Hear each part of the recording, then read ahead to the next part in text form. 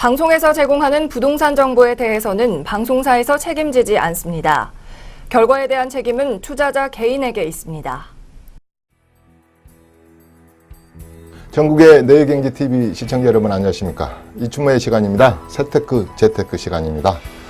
날씨가 많이 서늘해졌습니다. 자, 오늘은 35강 재고주택, 재고주택과 살고 싶은, 이사 가고 싶은, 하나 보유하고 싶은 집이 뭔가에 대해서 한번 이야기를 하고자 합니다.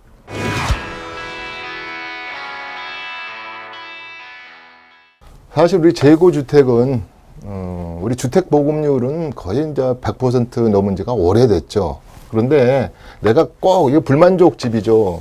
저는 개인적으로 1세대 1주택자는요, 무주택자로 보는 것이 옳다고 보는 견해거든요. 세법상 이렇게도 했으면 좋겠어요. 왜 그러냐면, 1세대 1주택이 지하실에서 집 한 채 가지고 오시는 분, 나는 언젠가는 이 연립을 떠나서 아파트로 이사 가야 되는 분, 나는 또 지역을 바꾸는 거, 은평구 사는데 나는 언젠가는 강남구로 한번 가고 싶다는 등, 여러 가지 불만도 집을 한 분씩 가지고 있는 분들은요, 이걸 미천 삼아서 살고 싶은 집으로 이사를 가야 되기 때문에 저는 무주택자로 봐줘야 된다, 이런 견해거든요. 뭐 저만의 견해입니다.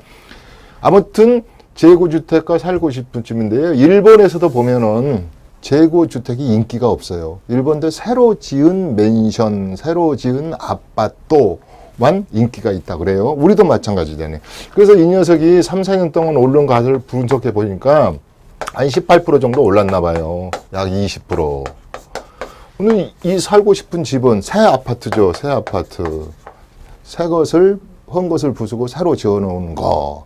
지금 2006년 이후부터, 2007년부터 허가받은 주택을 들어가 보면요, 이 발코니를 베란다 그러면 안 된다 그랬습니다. 발코니를 다 확장해가지고 이 주거 면적으로 쓰기 때문에 이 옛날에 25.7평의 국민주택 규모보다요, 지금 가면은 우리 다산 뭐 신도시는 14평이 크고요, 보통 8평에서 9평씩이 커요. 그러니까 33평이 아니라 딱 들어가면 집들이 왔는데, 어이구, 40평대로 이사 왔구만, 이런다고요. 근데 그렇게 2007년도 이후에 이렇게 지어진, 고층으로 지어진 지하 주차장도 4층까지, 3층까지 빵빵하게 터져 있는 집들, 그 다음에 학군도 좋고, 습세권, 그 다음에 이런 몰세권 그러잖아요. 역세권, 몰세권, 이런 상가도 잘 돼 있고, 이런 집에 살고 싶습니다. 그런데 이 재고주택이 20% 오를 때 이 녀석은 38%, 약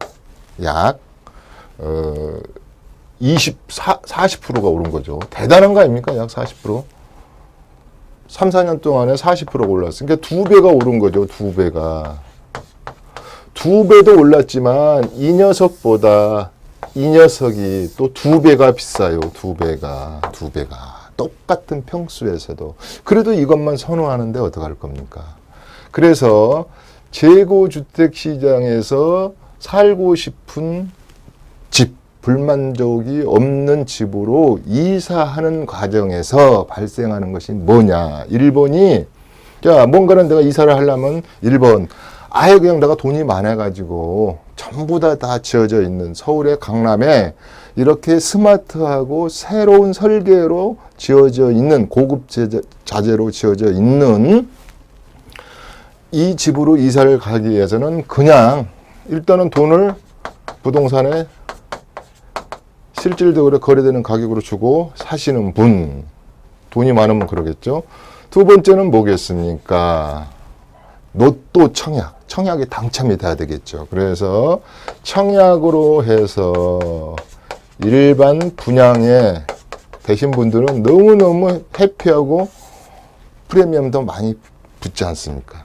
또 하나의 방법은, 새 아파트로 하나 가는 방법은 재건축을 사서 이것을 부수고, 그 다음에 입주권 상태에서 승계조합원으로서 입주권 상태에서 내가 관리계획 뭡니까? 관리처분 계획안을 받아서, 동의서를 받아서 이제 입주하는 거. 제가 이렇게 PPT를 쓰지 않고 이렇게 칠판 강의를 하다 보면 어떨 때는요, 과열지구인데요, 가열지기라고도 하고요. 또 세법 강의할 때 세액에서 빼는 게 아니라 양도소득세 빼는데 세액에서 뺀다 그러고 막 이게 말하고 이걸 하다 보면 이렇게 말이 좀 헷갈릴 때도 많아요. 워낙 분량이 많고 그다음에 강의 횟수가 많다 보니까 그런 부분은 좀 이해를 해 주시기 바랍니다. 시청자 여러분께서. 이렇게 가는 방법인데 정부에서 정상적으로 매입하고 가는 것은 뭐라고 그랬습니다. 근데 2번과 3번에서 이 분양권 자체하고 당첨된 당첨권 상태, 분양권 상태, 입주권 상태, 재건축 이 2번과 3번 녀석이 속을 썩이는 겁니다. 계속 하늘 높은 줄로 모르고 뛰니까 이것을 한번 잡아보자. 그런 취지에서 수많은 11.3 대책, 6.19 대책, 과거의 노무현 정부 참여정부에서는 8.3.1 정책, 또 이번에 8.2 대책들이 나오는 거거든요. 아무튼 이 지역이 이렇게 갈 수가 있는데 이번에 40개의 조정 대상 구역에 조정을 좀 해야 되겠다, 구역에. 이게 다 인기 지역이에요. 물론 이번에 안 들어간 인기 지역도 있고 이게 다 인기 지역이에요. 서울시에서 어디가 됐든 간에 아현동이 됐든 뭐 봉천동이 됐든 강남이 됐든 분양받으면 난 이번에 엊그저께 우리 신길 12구역인가요? 뭐 57대 1 나왔잖아요. 말이 57대 1이죠. 57명은 떨어지고요. 나 하나, 56명은 떨어지고 나 하나 된다는 뜻이에요. 노또죠, 노또. 그러다 보니까 이 분양권이 이렇게 인기가 있는 겁니다. 그리고 이제 프레미엄이 붙고. 그래서 이 분양권 자체가 탄생의 비밀이 선분양이라는 개념 때문에 그래요. 선분양이라는 개념 때문에. 후분양하면 좋죠. 어떤 뭐 학자들이나 어떤 전문가들은 후분양을 하면 투기가 없어지겠구나 그러지만 만만의 공떡이. 후분양하게 되면 예를 들어서 우리나라에 몇 개 건설해서 빼놓고는요 자금난이 없어서 지치도 못하고 공급도 안 되고 또 후분양 제도로 가면 3, 4년에 다 지어놓고 아파트를 분양하게 되면요 목돈도 많이 필요할 뿐더러 분양가가 한층 더 높게 분양을 하겠죠. 건설회사 분들이 짱구입니까? 짱구. 그러면 장단점이 있습니다. 아무튼 이 선분양 제도가 만들어낸 것이 이 분양권이다 이 말이에요. 분양권. 그래서 이것을 사고 팔고 어떤 분들은 이장 이혼도 하고 이장 혼인도 하고 뭐 몇 번씩 해가면서 분양권을 가지고 불장난을 하니까 하지 말라는 거 아닙니까? 그 다음에 가장 많은 큰 폭으로 올랐던 것들이 집값을 오르게 한 주범이 재건축이라고 보는 거예요. 그것도 강남 4구가 또 강남 5구 하나 더 한다면 과천이 많이 올랐잖아요. 작년 재작년에 하면 해도 과천이 2,300~400만 원대 분양가였는데요. 그 다음에 2,700만 원대로 오르더니 뭐 3,000만 원대 그러잖아요. 아니 세상에 돈 좀 모아서 1억 한 2년 모아놨더니 2년 동안 1억 모으기도 힘들지만 모아놨더니 한 1년 후에 가니까 분양가가 1억 올라 있고 또 1년 열심히 해외여행 다니고 안 먹고 짜장면 먹어가면서 모아놨더니 또 집값은 저만치 고개에 관악산 고개를 넘어가 있고 이렇기 때문에 우리 과거의 시즌 1을 시즌 2라고 그러더라고요. 뭐 이번 8.2 대책을 뭐 시즌 2든 시즌 1이든 재탕이든 어쨌든 간에 이런 것을 주범으로 보는 것 같습니다. 그래서 이거 가지고 우리 제이노믹스 참여정부에서는 이제 불장난 안 됩니다. 포기하세요. 이런 겁니다. 그런데 이게 정대책이라는 것이 제가 31년 동안 수없이 봐오더지만 또 과거에는 왜 다른 나라는 집값이 많이 올랐거든요. 근데 2001년에서부터 2006년까지 오른 곳이 많이 올랐어요. 그런데 오르기는 많이 올랐는데 우리나라의 개념에 집값이 1억이었는데 2억에서 많이 올랐는데 세계적인 추세로는 덜 올랐다고 그래요. 근데 런던이랄지 뉴욕에 비해서는. 그리고 또 이제 한때 소비를 진작시키고 경기를 살려야 되는데 그게 이제 초이노믹스죠. 초이. 최경환 부총리가 썼던 박근혜 정부의 초이노믹스에서 아이고 세대당 세대원들이 12개월만 있으면 무조건 분양하세요. 분양 받으세요. LTV, DTI 이런 것들 또 많이 그냥 돈을 드릴 테니까 쉬운 말로 이런 표현도 썼잖아요. 서브프라임.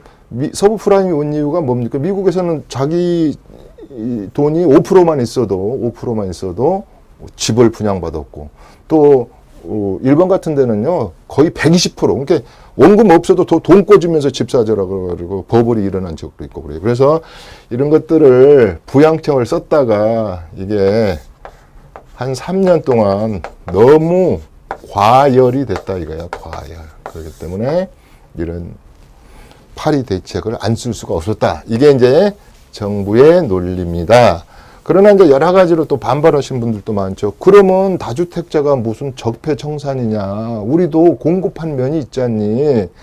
정부에서 아무리 임대주택을 공급한다 그래도 이게 몇 프로 되지 않느냐. 우리 민간인들이 공급하는 게 80%가 넘고 20%도 안 되면서 공공이 분양하는 것이 우리가 임대시장이 한 188만 가구 정도 된다 그러면요. 20%도 안 되는 것이 우리가 많이 하는 다주택자가 집이 있는 여유가 있는 자가 지갑을 열어서 공급을 했지 않습니까? 이렇게 반론을 제기하기도 합니다. 그건 중요하지 않고요. 자, 오늘의 얘기는 재고주택과 살고 싶은 지역을 재테크 차원에서 한번 보자 이 말이에요. 재테크 차원에서.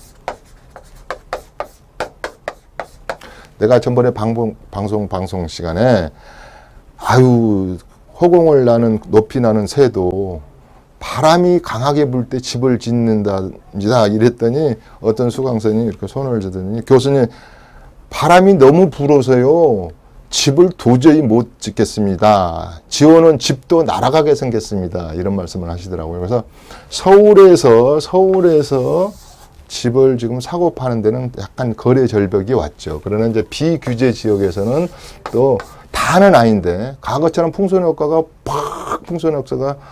발생하는 것 같지는 않아요. 근데 일부 지역에 인기 있는 일부 지역에 풍선 효과가 이렇게 포착되기도 하는데 아무튼 서울에서는 거래 절벽이 돼 있어요. 지금 우리 중개사분들이 큰일 났어요. 우리 중개사분들이 한 9만 명 정도, 일본이 한 10만 5천 명 정도 되거든요. 중개업을 하시는 우리 미들맨이죠. 중개하시는 분들이 이게 특히 재건축 지역에서 중개하신 분들은 이 정권 끝나기 5년간은 나는 그냥 전월세밖에 전월세도 잘 안 될 정도로 그래서 중개업이 지금 굉장히 타격을 받고 있고 서울에 거래 절벽이 발생한 건 사실이에요. 그래서 어떻게 됐든 간에 재고주택을 팔고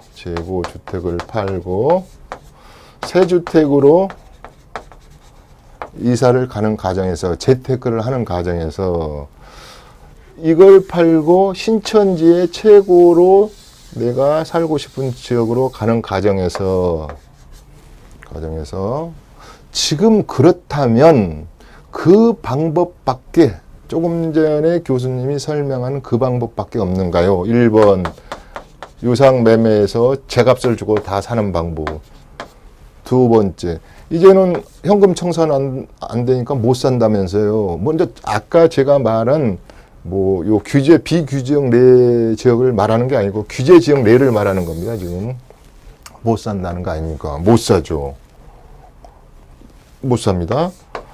그렇다면 세 번째 분양을 좀 받아보려고 그랬더니 내가 1세대 1주택이라서 이것도 안 된답니다. 서울시에서는 85제곱미터 이하는 100% 가점제 84점 가점제로 한답니다. 이겁니다.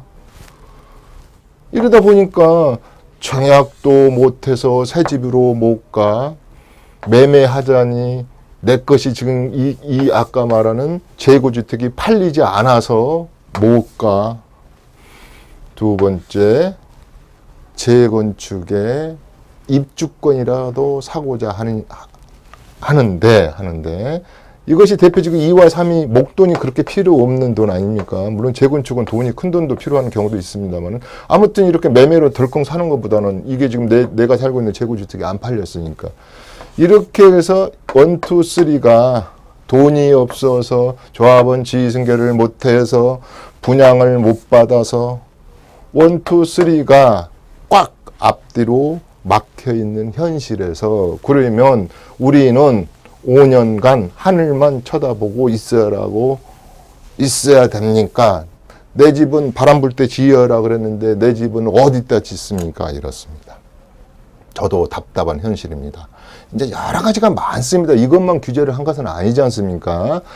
자, 살고 싶은 재고주택을 팔고 살고 싶은 집을 팔고 싶은데 자, 뭐가 기다리고 있습니까?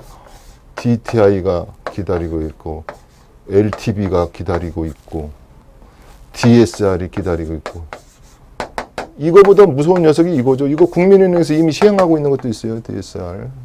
자동차 할부금까지 이렇게 부채로 보는 거예요. 앞으로 카드, 할부, 진짜로 원리금을 다 상환할 수 있는 거 이런 부채까지. 그러니까 대출이 꽉 막혔어요. 그런데 돈도 없어. 그래서 지금 많은 정부에서도 이제 고민이 많겠죠. 시장은 규제 지역은 심리적인 냉각 및 실물 거래의 거래량이 5분의 1로 줄은 건 사실입니다. 이제 발표한 지 얼마 안 됐어요. 그래서 고비가 올해 8월달, 9월달, 10월달, 11월달, 12월달 내년 2018년에서 1, 2,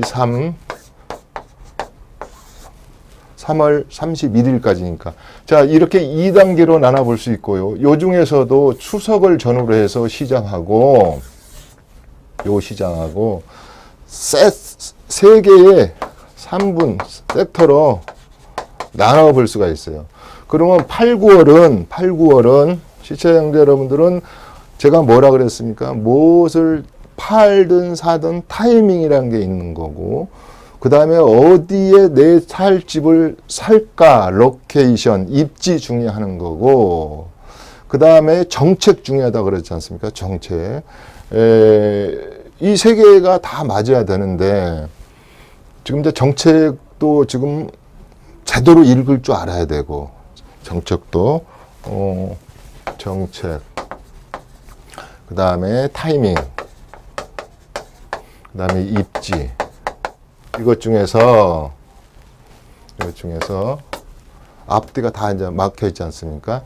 이랬을 때 이제 재테크 전략을 어떻게 해야 되느냐. 그랬을 때 아까 제가 말한 대로 8월, 9월, 그 다음에 10월, 11월, 12월 3개월간 그 다음에 내년 1월, 2월, 3, 2018년 1번 2번, 3번. 자, 8, 9월은 지금 정부에서도 시험지 답안을 내놓은 정부에서도 약간 지금 갈팡질팡 하잖아요. 많은 법을 13개 법안, 특히 핵심적인 5개 법안을 여야가 합의해서 고쳐야 되고, 주택법, 도정법, 건축법, 그 다음에 소득세법, 법인세법, 고쳐야 되고 또 은행에서도 여신 규제에 관한 것이 지금 또 그저께 신문 보니까 8천만 원까지 서민들에 대한 실거주에 대한 대출이 또 9천만 원, 7천에서 9천으로 해주고 생애 최초 구입하는 분들은 8천원인데 또 9천으로 해주고 막 전부 다 협의하고 조정하고 있잖아요. 그런 과정을 8, 9월은 거쳐야 돼요. 어차피 우리가 국회에 지금 이 법안을 갖다가 9월 1일 날 갖다가 이제 국회에 제출하는 것도 9월 1일이기 때문에 8, 9월은 혼동기예요. 혼동기. 8, 9월은요. 은행에 여신 담당하시는 분들, 은행 다니시는 분들은 코피나는 날이에요. 저희도 집을 짓는 회사라 담당 은행 그 담당 과장하고 전화하면 옛날 같으면 전화 바로바로 받는데 너무너무 바쁘신가 봐. 얼마나 지금 뭐 헷갈리시겠냐고. 또 이 정책도 마찬가지잖아요. 정책도 지금 다 가다듬어야 되잖아요.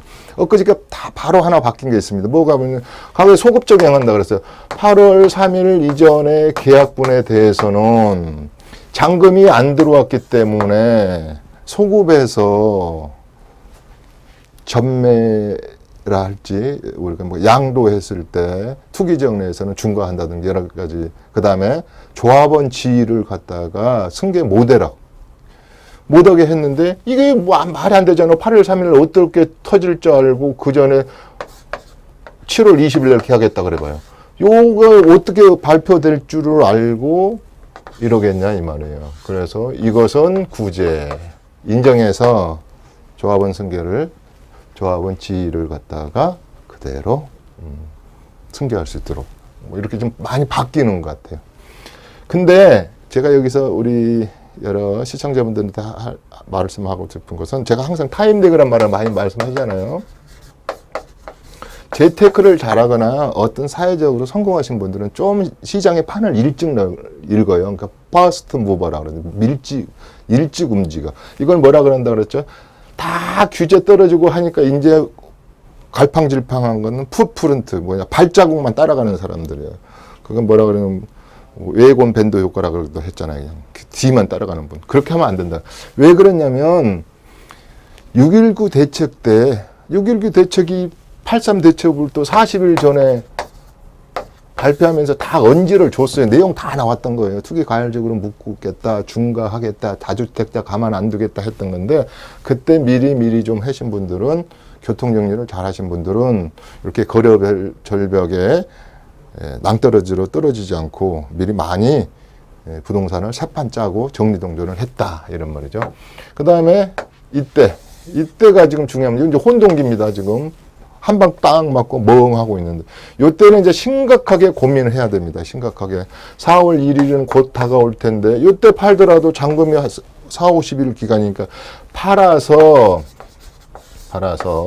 정부의 정책대로 팔아서 다주택자에서 1세대 1주택으로 가가지고 세금을 그때까지 팔면은 지금 중과하지는 않으니까 투기지역 빼놓고는 투기지역에서 판다고 해도 그때는 10%포인트만 중과되는 거니까. 그 다음에 4월 1일이 가가지고 아예 보유해버려야 되겠다. 나 죽을 때까지 상속세. 나 죽을 때까지 보유해서 상속세는 내야겠다. 의사결정을 해야 되는 시점이에요. 이제 이게. 저는 이때 연말이고 항상 이때 추석도 껴있고 그래서 매물이 의외로 시장에 쏟아질 확률이 많아요. 한간에는 이렇게 말합니다. 부자들이니까 그분들이 뭔 이 정책과 관계가 있어. 홀딩 했다가 다음에 증여해버리면 되지. 물론 그런 분들도 많아요. 적지는 않지만 그렇지 않습니다. 2주택, 3주택자들이 모기지를 걸어서 여러 가지 뭐 빚을 많이 얻은 상태에서 가지고 있는 분들도 꽤 많아요. 그렇기 때문에 이때는 심각하게 생각하는 시간이 될 거다. 그 다음에 이제 해가 바뀌었습니다. 이제 해가 바뀌었어요. 해가 바뀌어서는 점점 이제 불안해진다든지, 예컨대 여기서 하나 궁금한데, 만약 이렇게 해가지고도 과거처럼 학습 효과처럼 부동산 시장이 냉각기를 가지지 않고 다시 상승할 곡선을 갖는다면 아마 이때는 또 다른 투기와의 전쟁이 시즌 3가 시작될 수도 있어요. 준비한 카드가 많습니다. 자, 보유세, 종부세 다루지 않았어요. 그 다음에 임대소득세를 지금 2천만 원까지 비과세하고 정부에서 양보하고 있는 부분들, 그 다음에 더 중과세, 그 다음에 규제지역을 확대 여러 가지가 있습니다. 근데 정부도 자존심이 있지. 이거 이렇게 발표한 지 몇 개월 됐다고 슬그머니 뒤로 양보할까요? 그렇지는 않습니다. 그래서 제가 과거에 노무현 참여정부에서 썼던 8.13의 부동산 대책이 이번 시즌하고는 틀려요. 많은 부분이 사회적 트렌드, 그 다음에 여러 가지 현실에 지금 놓여있는 그 여러 가지 변수들이 다 틀리다 이 말씀이에요. 그렇기 때문에 우리가 이제 정신을 바짝 차리고 재고주택 살고 싶은 집을 이제 그래도 내 집을 팔고 오늘 35강의 얘기는 그래도 무소의 뿔처럼 묵묵히 가야 되잖아요. 언제나 내가 지금 바꾸고 싶은 집이고 불망조도 집에서 사는데 재고주택에서 그럼 5년 동안 더 살아라고요. 바퀴벌레가 불불불 나오고 학군도 있고 그러는데 이걸 이제 이동하려고 딱 했는데 어디 집으로요? 살고 싶은 집으로 이동을 하려고 했는데 길이 막혀 있단 말이야. 그렇지만 우리가 5년이라 할지 이 정책이 바뀌기만 기다릴 필요는 없어요. 이것이 그런 이유 때문에 우리가 이 TV 강좌를 신청하는 거고 공부를 하는 거잖아요. 그래서 이제 36강에서는 다른 내용으로 한번 더 다뤄보자 합니다. 36강에서는 그러면 이제 방법론을 한번 찾아보자. 이렇게 할 것이. 그래서 36강의 내용은 이렇지만 이게 큰 판이라면 지금의 노무현 정부의 부동산 정책의 큰 판이라면 나의 틈새 시장하고 대세 시장이 이거라면 틈새 시장을 찾아서 재테크도 하고 세테크도 하고 헌주택, 재구주택을 팔고 살기 좋은 집투로 5년 기다릴 게 아니라 이동하는 것을 한번 생각해 보자. 이런 뜻에서 36강에서는 이제 또 다른 강의를 좀 준비를 좀 해봤습니다. 그래서 제가 저번에 25회부터 줄곧 35회까지 거의 10강을 파리 대책의 이야기를 꽤 많이 다루었습니다. 가장 어렵고 복잡한 정대책이에요. 그동안에 수없이 많은 정대책을 분석하고 또 제가 강의도 하고 TV 출연해서 이야기도 했지만 이번만큼 가장 여러 개가 복잡다단하게 얽혀 있는 이런 정책은 처음이에요. 처음. 우리 전문가들도 그렇게 합니다. 그래서 우리가 이럴 때일수록 부동산의 정대책을 제대로 맞춰서 개개인별로 부동산을 한번 세 판 짜보자 이럽니다. 그래서 35강에 제가 한번 세 판을 짜 드릴 테니까 일단은 마음이 너무 흔들리거나 두려워하지 마시고 내가 가지고 있는 정신 바짝 차리고 내가 가지고 있는 재산을 잘 지킬 수 있도록 되도록이면 세금으로 또 중과를 좀 피하시면서 자 35강 재고주택과 살고 싶은 집 다음에 이것은 제가 한 번 더 할 거예요. 40회 강의에서 그러면 어떤 게 살고 싶은 집인가 해서부터 한번 이게 좀 강의가 3시간짜리 강의인데 한번 더 하도록 하겠습니다. 오늘은 여기서 마치도록 하겠습니다. 36강에서 찾아뵙도록 하겠습니다. 이춘모였습니다. 감사합니다.